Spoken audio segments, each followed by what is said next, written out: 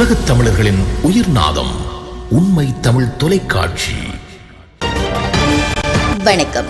உண்மை தமிழ் தொலைக்காட்சியின் பிரதான செய்திகள் வாசிப்பவர் பாரதி மயில் வாகனம். முதலில் தலைப்புச் செய்திகள். வடக்கு வைத்தியசாலைகளில் தகுதியற்ற மருத்துவர்களால் அதிகரிக்கும் உயிர் பலி, திடுக்கிடும் தகவல்கள் அம்பலம். பிரான்சில் யாழ்ப்பாண குடும்பஸ்தருக்கு நேர்ந்த சம்பவம். 12 வயது மகளின் முகத்தை தீக்குச்சியால் எரித்து காயப்படுத்திய தந்தை. பலியான தமிழ் இளைஞரால் சிக்கலில் ஆஸ்திரேலியா. வவுனியாவில் கார் சாரதியை நையப் புடைத்த இளைஞர்கள். வெள்ளத்தில் மிதக்கும் குஜராத், உயிரிழப்பு அதிகரிப்பு. ஜப்பானில் அரிசிக்கு பெரும் தட்டுப்பாடு. இனி விரிவான செய்திகள்.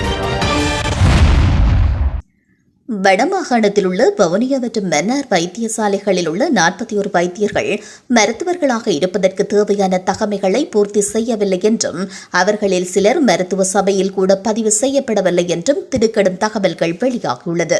மன்னார் வைத்தியசாலையில் பட்டதாரி பெண்ணொருவரின் மரணம் மற்றும் வவுனியா வைத்தியசாலையில் பிரசவத்தின் போது சிசு உயிரிழந்தமை தொடர்பில் விசாரணைகளை மேற்கொண்ட சுகாதார அதிகாரிகள் அந்த இரு வைத்தியசாலைகளின் வைத்தியர்களின் தகமைகளை பரிசோதித்த போதே இந்த தகவல்கள் வெளியாகியுள்ளன.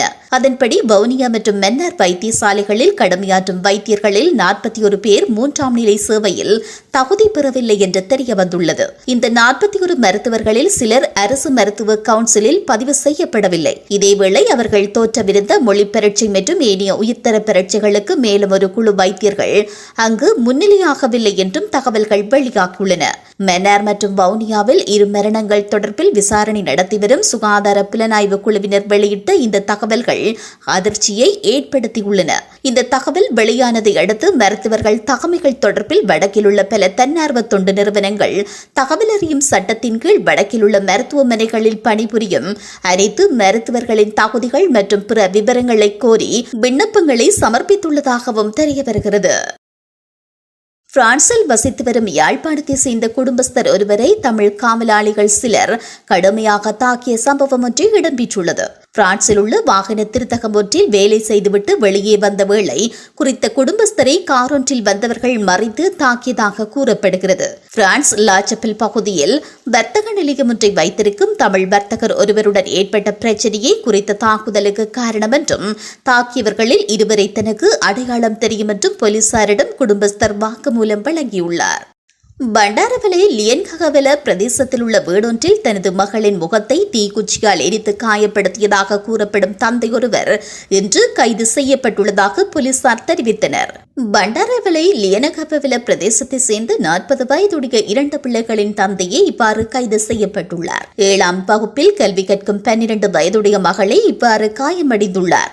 காயமடைந்த மகள் தியத்தலாம வைத்தியசாலையில் அனுமதிக்கப்பட்டுள்ளதாக போலீசார் கூறுகின்றனர். காயமடைந்த மகளின் தாயார் தேயிலை தொழிற்சாலை ஒன்றில் பணிபுரிந்து வருவதாகவும் இது தொடர்பான மேலதிக விசாரணைகளை போலீசார் மேற்கொண்டு வருவதாகவும் செய்திகள் வெளியாகியுள்ளன.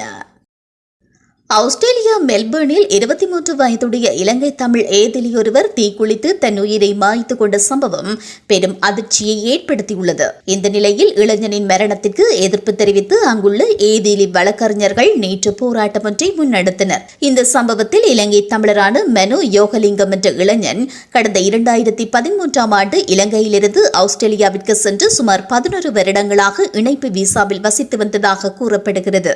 இந்த நிலையில் கடந்த செவ்வாய்க்கிழமை இரவு நோமல் பார்க்கில் உள்ள ஸ்கேட் பூங்காவில் வைத்து அவர் தமக்கு தாமே தீ மூட்டிக் கொண்டார் என்று கூறப்படுகிறது. உயிருக்கு ஆபத்தான காயங்களுடன் மருத்துவமனைக்கு கொண்டு செல்லப்பட்ட நிலையில் அவர் புதன்கிழமை உயிரிழந்தார். இந்த நிலையில் குறித்த இளைஞர் நீண்ட காலமாக இணைப்பு விசாவில் தங்க வைக்கப்பட்டிருந்ததால் ஏற்பட்ட மன உளைச்சலே அவரது மரணத்திற்கு காரணம் என குற்றம் சுமத்தப்பட்டுள்ளது.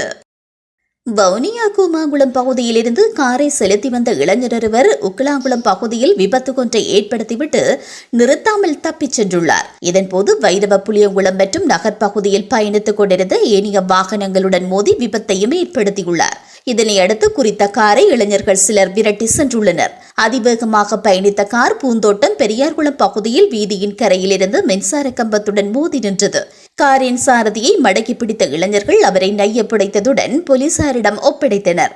இந்த விபத்து சம்பவம் தொடர்பான மேலதிக விசாரணைகளை போலீசார் முன்னெடுத்துள்ளனர்.